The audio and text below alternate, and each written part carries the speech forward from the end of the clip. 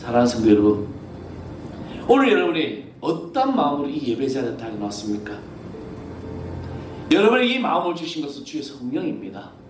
성령이 나를 생각나게 하시고 성령이 나를 이곳에 이끌어 주셨어요. 그렇다면 내가 주 보좌 앞에 나와서 참된 예배자로서 참된 기도하는 자로서 또 나를 하나님의 영광 위에 쓰임받는 귀한 믿음의 자녀 되기를 간절히 축원하겠습니다. 오늘 이 아침 우리에게 주신 하나님의 말씀 사무엘상 제6장 10절에서 16절까지의 말씀입니다. 사무엘상 제6장 다 찾으셨으면 제가 한 절 여러분에게 봉독하겠습니다.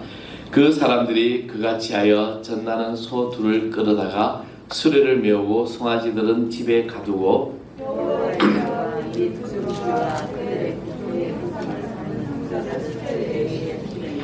암소가 베세메스 길로 바로 행하여 가데로로 가며 갈 때 울고 좌우로 치우치지 아니하였고 블레셋 방백들은 베세메스 경계선까지 따라가니라. 베세메스 사람들이 무적에서 밀을 빼다가 눈을 들어 내려보고 물로 들어가더니 수레가 베세메스 사람 여호수아의 밭 큰 돌이 있는 곳에 이르러 선지자라 무리가 수레에 나무를 매패고 그 암소들을 번제물로 여호와께 드리고 레위인은 여호와의 때와 그 그와 함께 있는 민국은 들여다가 그 돌 위에 두매 그날에 베세메스 사람들이 여호와께 번제하라는 것을 드립니다. 다 같이 합니다. 블레셋 다섯 방백이 이것을 보고 그날에 에그론으로 돌아갔더라. 아멘. 할렐루야. 오늘도 주님께서 여러분을 향한 놀라운 축복이 또 임하여 주실 줄 믿습니다. 요즘 우리가 살아가는 세상이 얼마나 흉흉하고 어렵고 힘든지 모릅니다. 지금 새마을금고가 막 계속 매스컴을 타고 있고 또 같은 한 아파트에 사는데 미치는 사람이 엘리베이터에서 타자마자 폭행하는 일들 또 이런 일들이 우리가 살아가는 세상에 너무나도 많이 등장을 하고 있습니다. 저는 오늘 이 시대를 영적으로 굉장히 암울한 시대라고 또 말하고 싶습니다. 근데 성경에 보면은 구약 시대에도 참으로 이 영적으로 그런 암울한 시대가 있었다는 겁니다. 바로 사사들이 치레하던 그런 시대였습니다. 그리고 또 그 사사 시대를 종식하고 왕정 시대를 시작한 이스라엘의 마지막 사사가 바로 사무엘이었습니다. 물론 우리는 이 사무엘이 어떻게 태어나고 어떻게 자라나고 어떻게 사역을 했는지 많은 말씀을 통해서 아마 우리가 잘 알고 있을 것입니다. 근데 사무엘이 막 활동하기 시작하던 그 시대에 엘리라는 제사장이 예배를 담당하고 또 하나님의 말씀을 대변하고 백성들을 가르쳤다는 것입니다. 그때 이스라엘 민족은 블레셋 나라와의 전쟁에서 패합니다. 그리고 패하면서 4,000명이라는 사상자가 생겨나고 많은 사람들이 포로로 잡혀가게 되었습니다. 더욱 이들은 이 많은 사람들이 죽음을 본 것도 슬픈 일인데 더 큰 그들의 슬픔은 하나님의 법궤를 빼앗겼다는 것입니다. 그래서 이 하나님의 법궤를 빼앗긴 이 아픔이 얼마나 큰지, 왜냐하면 이스라엘 백성들에게 이 법궤는 굉장히 소중합니다. 이 법궤는 하나님을 섬기는 그들의 어떤 징표였고 또 그 법궤를 통하여 하나님의 계시가 일어나고 있음을 늘 그들은 알고 또 믿었기 때문입니다.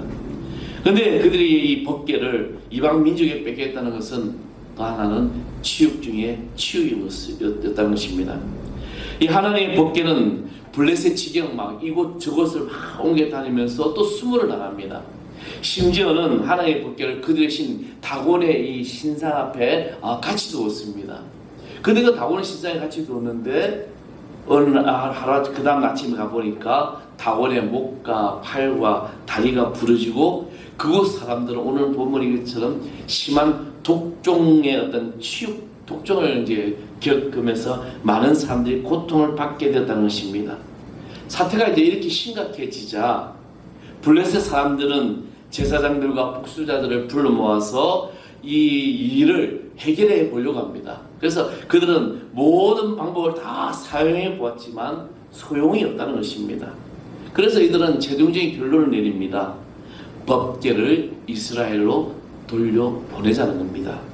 이스라엘이 법궤 어디에 있어야 됩니까? 이스라엘에 있어야 되는 것이죠. 그래서 그들은 이 본국인 이스라엘로 돌려보내야 되는데, 그런데 그들은 한 가지 시험을 하게 됩니다. 이 재앙이 하나님의 벌인지 그렇지 않으면 우연한 것인지를 시험해 보게 합니다. 그 시험의 방법은 한 번도 멍에를 메어보지 못한 암소 2마리를 끌어다가 송아지는 집에다가 가두어 두고 그 소들에게 하나님의 법궤를 실은 새 수레를 끌게 했습니다. 그래서 그 소들이 자기 집으로 가게 되면 자신들의 내려진 재앙이 우연인 것이고, 소들이 베세메스로 가게 되면 하나님이 내린 재앙이라는 것을 이제 이들은 시험을 하기 시작합니다. 그래서 이 같은 일을 행하게 되죠. 그래서 저는 오늘 이 소들의 이야기를 하자는 거죠. 소들의 이야기. 그죠? 그 결과가 어떻게 됩니까? 이 소들은 목적지인 베세메스로 가게 됩니다. 저는 오늘 이 본문 말씀을 통하여 알 수 있는 것은 온갖 어려움과 고통이 온다 할지라도 자기에게 주어진 이 일을 충성을 다한 소들을 통해서 우리가 말씀의 은혜를 받고 교훈을 얻고자 하는 것입니다. 하나님의 이 법궤를 싣고 갈 그 소에 대해서 오늘 10절의 말씀에 뭐라고 얘기했냐면, 그 사람들이 그같이 하여 젖나는 소 둘을 끌어다가 수레를 메우고 송아지든 집에 가두었다라고 말씀하고 있습니다. 사람이나 짐승이나 젖이 난다는 것은 출산한 지 얼마 안 되고 시간이 오래 되지 않았다는 것과 또 새끼 혹은 아이가 있다는 것입니다. 본문은 그 어린 새끼들을 집에 가두고 수레를 지게 했다고 말씀하고 있습니다. 여러분, 사람이나 짐승이나 본능으로 자기 새끼를 부하고 떨어지지 않으려고 한다는 겁니다. 여러분, 부모의 심정을 자식들이 알 수가 없어요. 그리고 항상 우리 어머님들이 하는 이야기가 너도 내 새끼 낳아봐라는 말이 있습니다. 자식을 위해서 희생하고, 심지어는 이 나라 한참 어려울 때 우리는 보릿고개라는, 여러분 보릿고개라는 단어를 지금 이제 젊은 세대는 모르시죠. 저도 보릿고개라는 이 단어가 알고 있습니다. 이 보릿고개란 지난해 가을에 추수한 그 음식이 이제 곡식이 다 떨어져서 먹을 것이 없어 이제 보리가 날 때까지 기다리는데, 그 음력으로 4월에서 5월이 보릿고개라고 합니다. 그때는 먹을 양식이 없기 때문에 다 배고픔을 겪어야 됐어요. 근데 그 당시에 부모들은 자기들은 물로 배를 채우면서 자식들에게 먹을 것을 주는 것이 바로 부모의 심령이라는 겁니다. 얼마나 부모가 자식에 대한 사랑이 큰지 모릅니다. 근데 이제 저는 말씀을 준비하다가 우리 어머니 아버님을 생각해 보았어요. 물론 제 어머니 아버님도 굉장히 자식에 대한 사랑이 컸습니다. 자식을 희생도 하고 많이 고통의 몸부림을 많이 치셨죠. 저는 제 아버님 어머님이 옛날에 그 마산역에서 그 처음에 목회에 갔는데 오남매를 다 마산역에 두고 떠나신 그 뒷모습, 그 모습이 굉장히 이제 저는 아직도 기억에 생생히 남아요. 저는 이유도 없는 영문도 모르는 그냥 그 오지 스신 산골에 목회를 가신다고 가방 안으로 가시는 어머니 하염없이 울고 가시는 어머니. 근데 저희가 이제 그 아버지가 목회하는 한 곳에서 이제 그 초등학교 4학년 때입니다. 우리 지금이야 아주 여러분 지 구경하기 어렵잖아요. 저희들은 지가 참 많은 세상에 살았습니다. 심지어는 학교 다닐 때 쥐꼬리 10개 가져오기 뭐 그런 게 과제예요. 여러분 그거 모르시나요? 쥐꼬리에서 쥐를 잡아가지고 꼬리 잘라가지고 학교에 갖다 줘야 돼요. 뭐 그 쥐잡기 뭐 학교에서 쥐약도 갖다 나눠주고 뭐 하루 쥐 잡는 날 해가지고 있어요. 근데 막 그런데 제 아버님이 이제 목회하는 그 이제 교회에 이제 사는데 초등학교 4학년입니다. 부엌에 쥐가 들어왔어요. 근데 부엌에 쥐가 들어오면 어떻게 되는 거예요? 쥐를 잡으려고 노력을 해야 되죠. 우리 어머니는 쥐 잡아 하고 부엌문을 닫아버리고 나가시더라고. 초등학교 4학년인 저에게 저는 옛날 연달 부치갱이 들고 그 쥐를 잡았습니다. 4학년 때. 그리고 우리 어머님 심정이 돼. 어머님이 다른 건 다 괜찮은데 쥐를 무서워하신대. 근데 이제 우리 부모라는 것이 이 심정이 그렇습니다. 자식색을 위해서 어떠한 어려움도 다 감수한다는 거죠. 부모들은 자신들이 위험에 처하면 자신들의 생명까지도 다 던져서라도 자식을 구한다는 겁니다. 우리는 많은 재앙이 있을 때마다 부모들이 자식을 구하고 어떤 자기의 생명을 희생하는 것을 여러분 기사를 통해서 많이 보았을 것입니다. 그래서 또 여자는 약하지만 어머니는 강하다는 말도 있습니다. 어머니라는 이 여인이라는 것은 약할 수 있지만 어머니라는 이름으로는 상당히 강해진다는 것입니다. 오늘 본문에 암소들도 한 번도 멍에를 매지 아니한 소들이었습니다. 그런 소에게 수레를 끌게 하기 위해서는 많은 훈련이 필요합니다.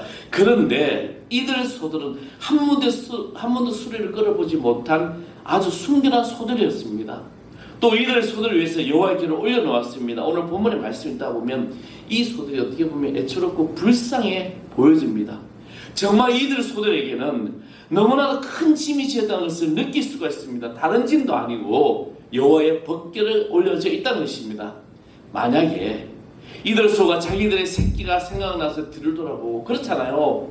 본능적으로 짐승이든 사람이든 본능적으로 이 새끼에 대한 그 사랑은 엄청나게 크다는 거죠. 괴를 메고 싫어서 했다면 하나님의 영광을 철저히 가리는 일이 됩니다. 하나님의 이방 그 민족에서 조롱거리가 될 것이라는 겁니다.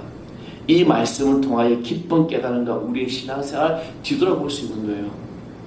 우리가 믿는 성도들은 이와 같이 하나님을 잘 섬기지 못하면 세상 사람들에게 조롱거리와 하나님의 영광에 가린 그 죄를 우리가 범할 수 있다는 것입니다.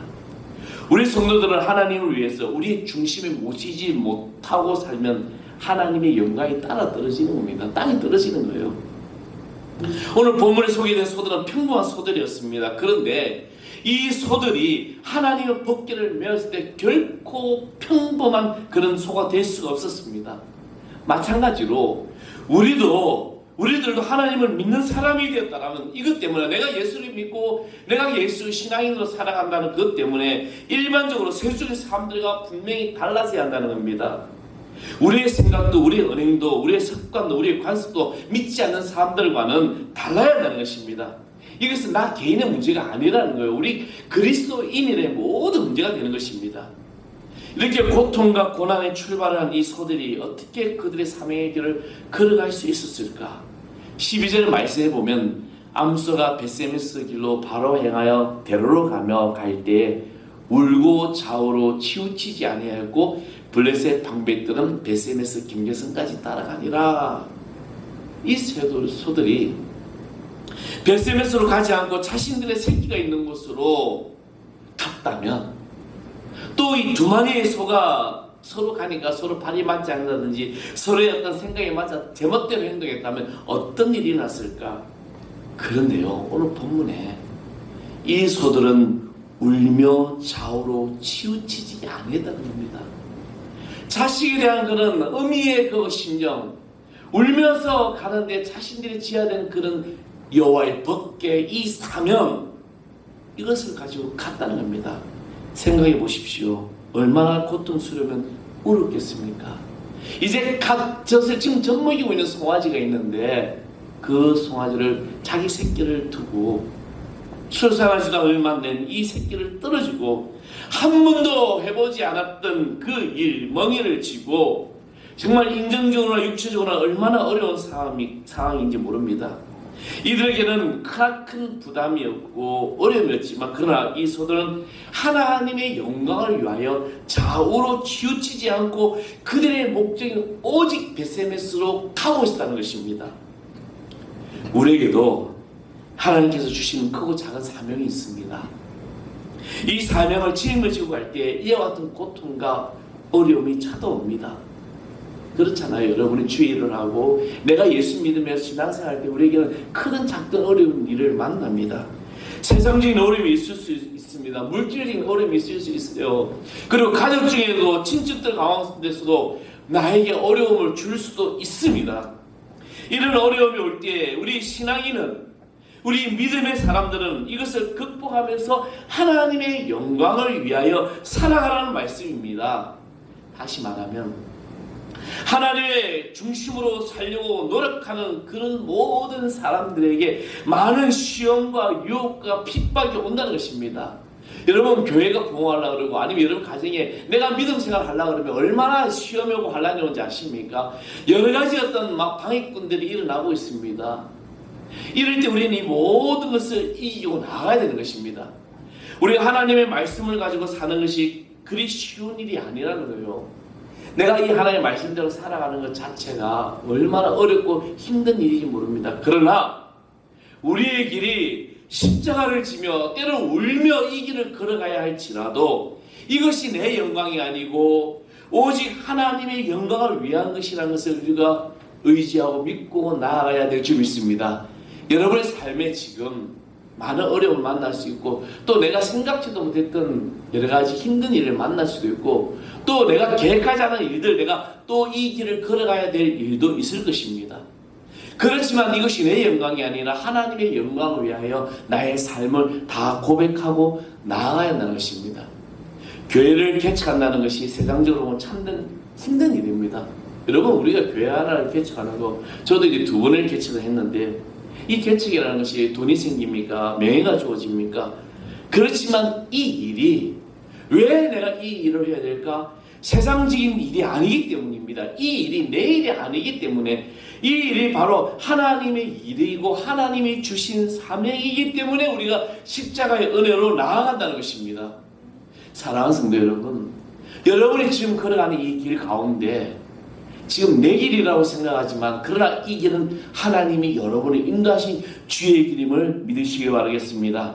그래서 고린도서 10장 31절의 말씀을 보면 그런즉 내가 먹든지 마시든지 무엇을 하든지 오직 주의 영광을 위해서 하라는 것입니다. 할렐루야. 주님의 영광을 위해서 하라는 거예요. 여러분의 모든 삶의 순간순간 내가 걷는 모든 것들 주의 영광을 위해서 하는 겁니다. 근데 우리는 신앙인이라고 말하면서 예수 믿는 사람이라고 말하면서 내가 교회 다닌다고 말하면서 우리는 주의 영광을 위해서 하기보다 내 영광, 내 삶의 내 꿈을 이루기 위해서 달려가고 있다는 것입니다. 그래서 누군가가 여러분 자존심을 건드리고 누군가가 여러분을 막 욕하면 못 참아요. 밤에 잠 못 자잖아요. 근데 우리는 하나님의 영광을 위해서 하나님을 저주하고 하나님의 이름을 욕되게 할 때는 대부분의 사람들이 침묵하고 있습니다. 며칠 전에 한 감리교회 신문에 나와 있습니다. 감리교회 목회자 30명 죄송합니다. 저는 참 그 기사를 보면서 상당히 제가 좀 불쾌감이 많이 생겼어요. 감리교 교회당 교회 교단 본부 앞에 가가지고 시국 선언이라면서 막 말을 하는 거죠. 근데 보면은 참 말도 안 되는 이야기를 감리교를 마치 대표하는 것처럼 한다는 겁니다. 그 모습을 보면서 우리가 정말 이 나라에 어려움을 안다면 우리 주의 종들은 목회자들은 강단에서 더욱더 기도하고 하나님의 말씀을 제대로 선포해야 될 줄 믿습니다. 그곳에 달려가서 그렇게 핏게 떨고 뭐 누구 퇴진하라 이렇게 그게 할 게 아니라는 거죠. 오직 주님 말씀에 따라서 우리가 살아가는 것이 바로 우리 진정한 사역이라는 것입니다. 우리 하는 일과 사역은 다 다릅니다. 여러분 개개인의 사역들 일이 다 다르잖아요. 오늘 아침에 이제 쭉 보면 각자 맡은 곳에서 막 열심히 막 움직이잖아요. 참 교회가 정말 살아 있습니다. 아멘. 그치 우리 교회 살아 있잖아요. 막 분주하게 그죠. 그럼 우리의 삶의 목표는 똑같다는 거죠. 주의 영광을 위해서 우리 한 목표를 가지고 나아가야 한다는 것입니다. 우리가 전도를 하든지 교회 봉사라든지 신앙생활하든지 주님의 영광을 위해서 일을 해야 한다는 것입니다. 만약에 이 두 마리의 소가 서로 빨리 가려고 아니면 서로 힘을 쓰지 않으려고 꾀병을 부린다면 서로 균형이 맞지 않으면 한쪽으로 치우쳐지고 제대로 갈 수 없다는 거죠. 여러분 군대를 가게 되면 이제 그 목봉 훈련이라고 있습니다. 큰 나무 전부 원통을 가지고 한 대여섯 명씩 써가지고 조국 사람을 다루는 거 요즘 하지 왜 저는 그런 훈련을 받았어요. 근데 여러분 제가 키가 지금은 작아 보이지만 그래도 보통 키였습니다. 근데 이 깨려 부리고 한 사람이 힘을 안 쓰면은 나머지 사람들이 힘들죠. 그러다가 누구 하나가 너무 힘이 힘들어가지고 봉을 놓친 순간 그 복음 떨어지면서 위험에 처하게 됩니다. 한 마음을 꼭 똑같이 해야 된다는 것이죠. 이 소들도 마찬가지죠. 그들의 생각이, 그들의 어떤 행동이 달랐다면 아마 제대로 이 베세메스로 가지 못했을 것입니다. 바로 균형이 잡혀야 된다는 거죠. 우리의 신앙생활도 마찬가지입니다.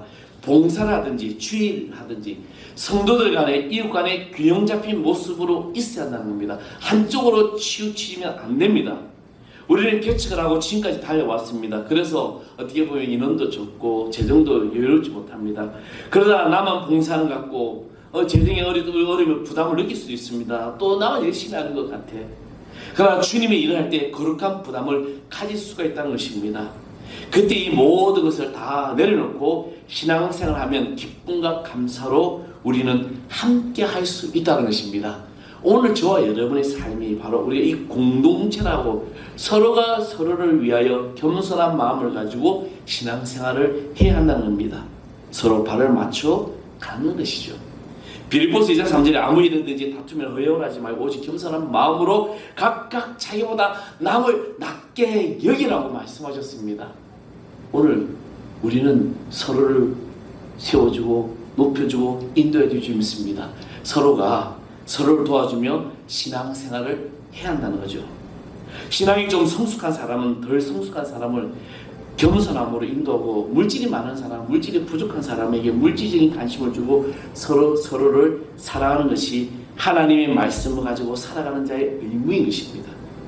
초대교인들에게 예배와 함께 중요한 그런 여겼던 것이 바로 예찬식이었습니다. 그래서 성찬 예배, 지금 우리가 저희 교회는 또 한 달에 한 번 드리지만 초대교회는 매일 모일 때마다 성찬을 행합니다. 성찬을 또 떡을 떼고 그리스도의 기념하면서 하게 되죠. 이 성찬이 상당히 중요합니다. 근데 이 성찬의식 끝나고 나면 꼭 예찬식을 거행했습니다. 가난한 사람은 부자가 주면 음식을 나눠 먹고 일부는 이웃에게 나누어 주는 거죠. 나눔이 있는 거죠. 마지막 14절의 말씀을 보면 이렇게 어렵게 법궤를 가지고 왔는데 이 술을 가지고 감사의 번제를 드렸다는 것입니다. 하나님의 뜻에 의해 감사를 제사드리는 것입니다. 우리 성도들도 하나님의 이 영광을 위해서 제물이 되어야 될 줄 믿습니다. 저와 여러분의 삶이 바로 거룩한 주의 제물이 되는 겁니다. 기도의 제물, 봉사의 제물, 사랑의 제물, 믿음의 제물로 우리의 삶과 우리의 몸을 하나님께 헌신하고 바쳐드려야 됩니다. 사도 바울은 믿음의 제물과 봉사의 제물로 자기의 모든 자신을 관저로 드릴지라도 기뻐하고 기뻐한다고 말씀했습니다. 이것이 하나님의 영광을 위해서 하는 성도들의 삶인 것입니다. 저는 오늘 여기 모여 살아가는 성도 여러분, 여러분이 이런 삶을 살아가는 성도 되어야 될 줄 믿습니다. 세상 사람들에게 우리가 어떤 칭송을 받을지, 내가 가진 것이 많고 내가 어떤 능력이 많아서 지혜가 충분해서 칭송을 받는 것이 아니라 내 모든 영광, 하나님의 영광인 것을 고백하며 나아가는 그런 삶.